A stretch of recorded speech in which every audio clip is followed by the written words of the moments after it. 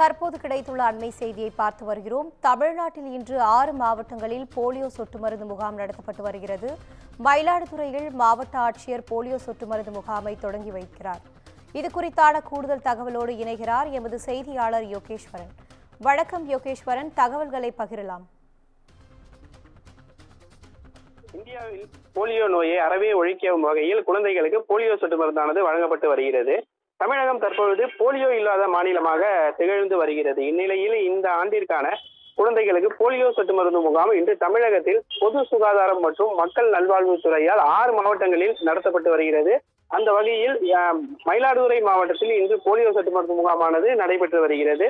மயிலாடுதுறை பேருந்து நிலையம் மற்றும் ரயில் நிலையங்களில் மயிலாடுதுறை மாவட்ட ஆட்சியர் ஸ்ரீகாந்த், மயிலாடுதுறை எம்பி சுதா மற்றும் மயிலாடுதுறை எம்எல்ஏ ராஜ்குமார் ஆகியோர் குழந்தைகளுக்கு போலியோ சொட்டு மருந்து வழங்கி இந்த முகாமினை தொடங்கி வைத்தனர். இந்த முகாமில் 68,000 குழந்தைகளுக்கு போலியோ சொட்டு மருந்து வழங்க இலக்கானது நிர்ணயிக்கப்பட்டுள்ளது.